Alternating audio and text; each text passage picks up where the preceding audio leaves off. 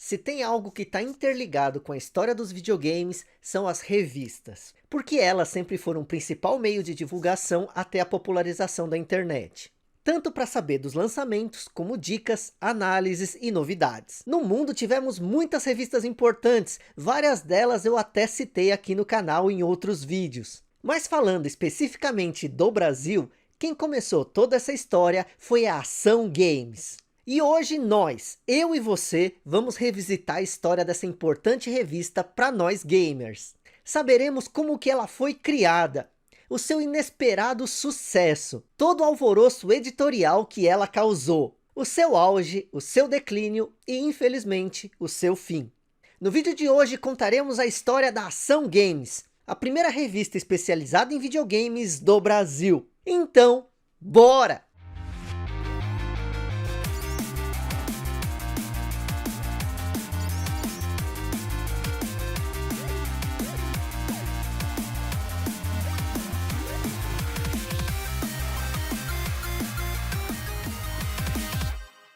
A origem.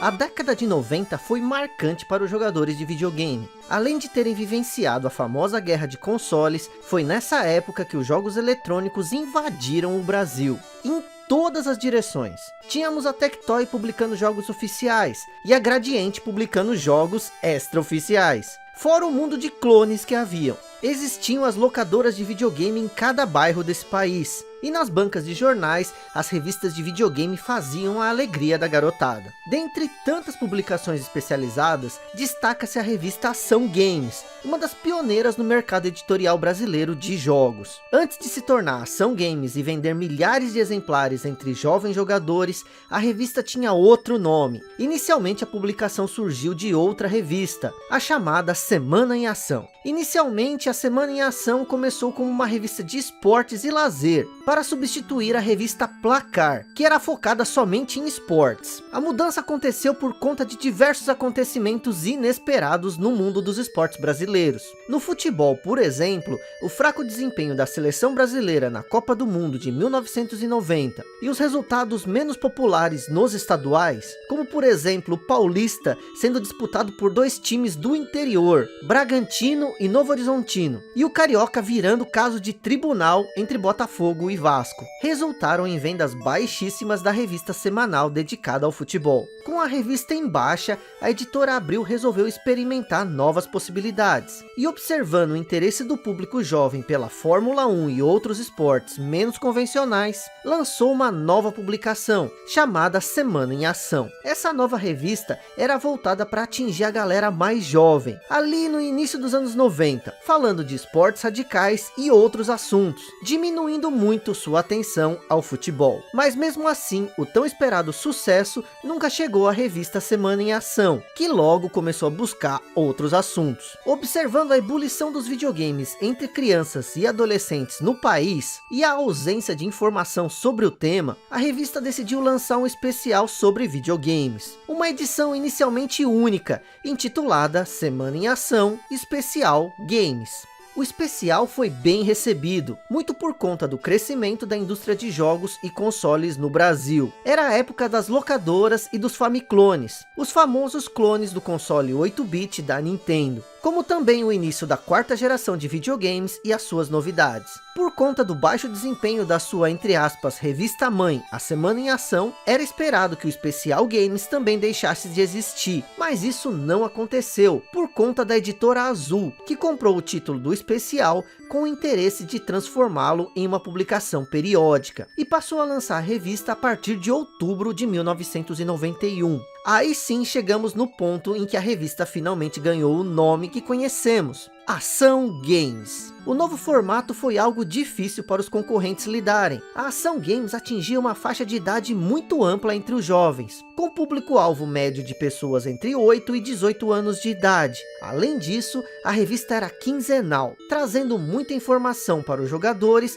com um conteúdo novo, do qual nem mesmo os próprios idealizadores tinham total domínio. A produção.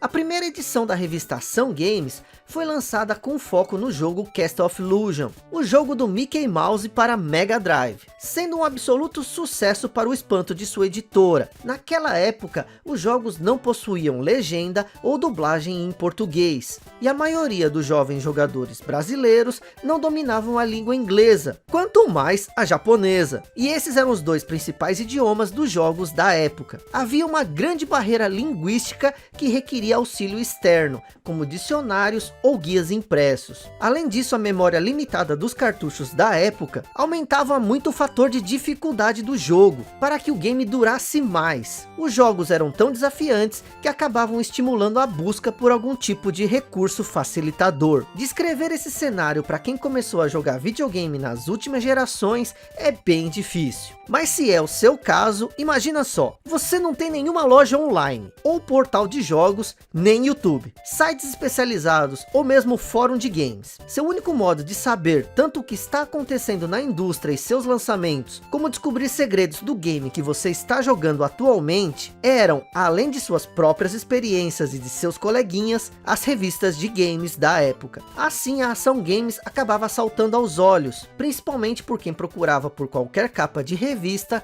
com conteúdo de videogame, pois eram chamativas, com cores vibrantes, e frequentemente traziam fanarts, das quais os leitores poderiam se identificar e sentir proximidade. Ela também contava com uma formatação especial, sendo maior que as outras revistas comuns, justamente para ser mais atrativa. Além disso, os termos destacados eram chamativos e acessíveis, não demorando para criar um público fiel a este formato. Com esse público e muito conteúdo a ser produzido, a equipe começou a usar o que eles chamavam de pilotos. Os pilotos eram garotos que jogavam os games e desvendavam seus mistérios, enquanto passavam os comandos e como cada coisa era feita para um redator. Foi o modo da editora lidar com a dificuldade de seus funcionários em jogar videogame. Afinal, a maioria deles era de uma geração que não cresceu com joysticks e tinha grande dificuldade para progredir em jogos mais difíceis. Um ambiente cheio de garotos era algo bastante incomum em uma editora, mas essa atmosfera criada por essa juventude ajudava a tornar o clima de trabalho mais divertido e descompromissado. O processo era feito dentro da própria sala de Regina Gianetti, principal responsável pela revista. Em uma entrevista para o portal UOL, Regina contou que precisava comprar cortinas pretas para escurecer seu escritório,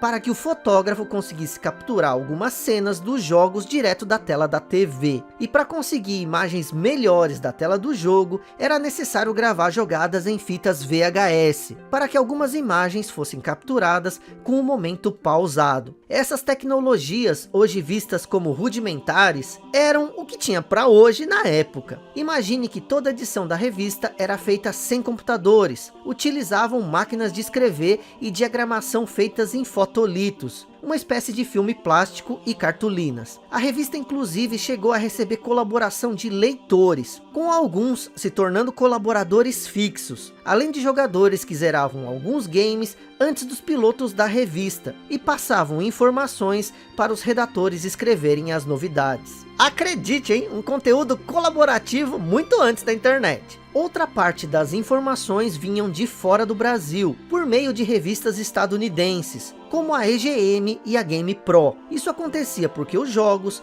assim como as informações, chegavam aos Estados Unidos meses antes, e às vezes até mesmo anos, antes de chegar ao Brasil. Havia também as revistas japonesas, que exigiam um trabalho maior. O editor precisava visitar o bairro da Liberdade e minerar entre os imigrantes japoneses e seus descendentes por algum material sobre games vindos do Japão, além de contar com o serviço de um tradutor, é claro. Além de todo o trabalho na busca por informações sobre videogames, a revista ainda precisava buscar os jogos em si, tão antes quanto possível, para que o piloto pudesse jogá-lo, enquanto um jornalista escrevia o detonado do game assistindo a jogatina, para que, quando o jogo fosse lançado no Brasil, a revista seguinte saísse com todas as informações sobre o título em questão. Para isso, a revista mantinha um contato com distribuidores e locadoras, que emprestavam games em troca de publicidade. Havia até um espião da revista, que conversava com locadoras e outras publicações, se passando apenas por um fanático por videogame, para conseguir informações de como e onde conseguir os jogos primeiro. A Ação Games ainda investia bastante na divulgação, possuindo até mesmo comerciais de TV, sendo pioneira e referência nesse ponto. Sua marca ficou tão famosa que alguns cartuchos piratas a utilizavam em seus rótulos. Acredite se quiser. Conteúdo.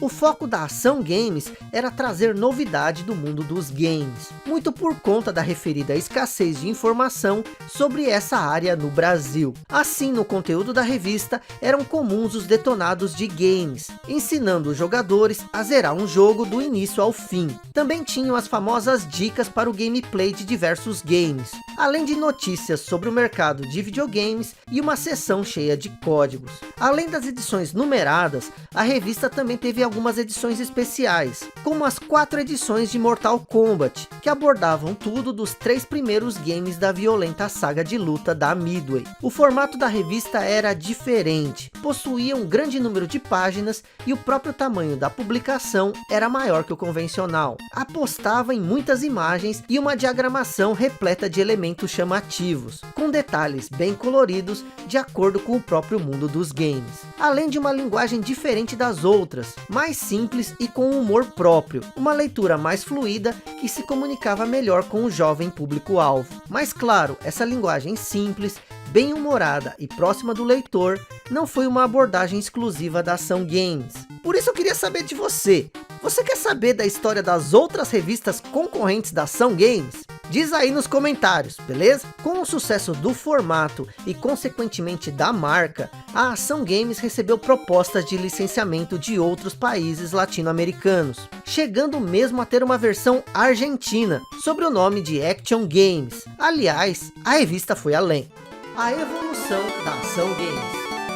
Durante os anos que esteve em publicação, a Ação Games evoluiu bastante. Com um começo bem simples, não demorou muito para que a grande fama fizesse com que a revista aumentasse sua qualidade, como melhora de papel e até mesmo um novo formato, que veio nos últimos anos de Ação Games, quando a editora Azul foi incorporada pela Abril, e a publicação passou a ter que se adequar ao alto padrão da nova editora. Além do avanço por ser uma revista bem relevante durante o seu período em atividade, a Ação Games conseguiu alguns anúncios de marcas bem conhecidas da época. Alguns exemplos são os da Tectoy, promovendo produtos da Sega, os já conhecidos clones de Nintendinho, como o Dynacon, e até mesmo a Playtronic, representante da Nintendo de forma oficial no Brasil. Outra adição que chegou à revista após anos de mercado foi a criação do personagem Frango. O Frango sempre respondia às cartas dos leitores, de um jeito até meio grosseiro, digamos assim, além de falar mal da própria Ação Games, o que adicionava um certo humor debochado e metalinguístico, e agregava identidade à publicação. Isso veio em resposta ao crescimento da internet, e às várias mudanças que aconteceram na direção da revista nos seus últimos anos.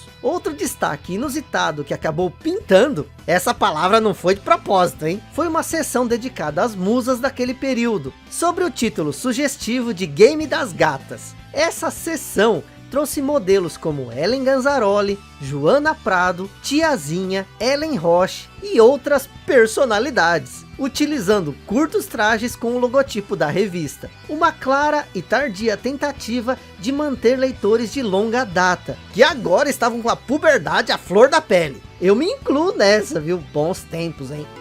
O fim da Ação Games. Mas esse formato, por conta de não haver uma parceria com as revistas estrangeiras, de onde muita informação era tirada, acabou gerando complicações posteriores para a própria Ação Games. A concorrência, especialmente a revista Super Game Power, que surgiu da união das revistas Super Game com a Game Power, da editora Nova Cultural, começou uma parceria com uma das maiores fontes confiáveis da época, a Game Pro americana, na qual a própria Ação Games se inspirava e buscava informações. Com isso, as novidades e assuntos em primeira mão acabavam sendo abordados na outra revista, e eram, entre aspas, requentados na Ação Games. Além disso, com o passar dos tempos, tivemos uma quebra na comunicação com o público. De certo modo, a Ação Games cresceu junto com um público específico. A revista, a princípio, tinha uma pegada mais infantil, que foi evoluindo para uma atmosfera teen. Porém, grande parte desses leitores chegaram à maturidade e a revista ficava para trás, na medida em que nunca assumiu uma linguagem mais adulta, resultando numa perda de interesse de seus antigos leitores fiéis, que estavam mais crescidos e acabaram abandonando a revista e cancelando suas assinaturas. Isso gerou uma enorme queda nas vendas da revista, que ainda eram boas se considerando o padrão de uma editora pequena, mas ficavam aquém das expectativas da gigante Abril. Mas este não foi o único problema. O golpe de misericórdia foi o crescimento aglutinante da internet, que atingiu não somente a Ação Games, mas modificou todo o mercado de games em geral, e tudo que se ligava a ele. Por conta da praticidade que proporcionava às pessoas em suas casas, a internet acabou por dar o golpe final na revista. Então, em janeiro de 2002, foi publicada a edição 171 da Ação Games, com direito a uma carta de despedida aos assinantes, anunciando que esta era a última edição de uma das principais revistas de games dos anos 90.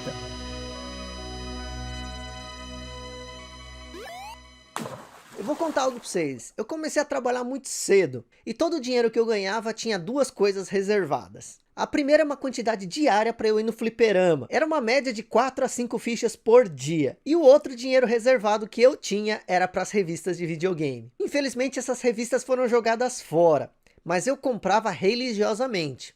Principalmente a Ação Games, a Super Game Power e a Gamers. A Gamers até tem um detalhe, meu primo tinha uma franquia da Pro Games, então essas revistas tinham lá para vender. Então as edições que eu não tinha, eu encomendava e pegava para mim. Infelizmente elas se perderam e não existem mais. Mas com certeza elas têm um grande espaço na minha vida, principalmente nas minhas lembranças. Mas eu quero saber de você, quais as suas histórias com as revistas de videogame? Eu tô muito curioso, me fala aí nos comentários. E se você quiser ganhar um coração meu, me fala qual era a sua revista de games preferida. Quem sabe eu não faço uma história dela no próximo vídeo, não é mesmo?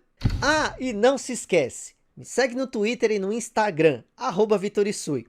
No Twitter a gente pode conversar sobre tudo. E no Instagram eu posto foto de itens que eu ainda não mostrei aqui, além de você saber um pouco mais da minha vida aqui no Japão. Então me segue lá, @VitorIsui, no Instagram e no Twitter. Eu sou o Isui, obrigado a você que viu o vídeo até aqui. E até mais.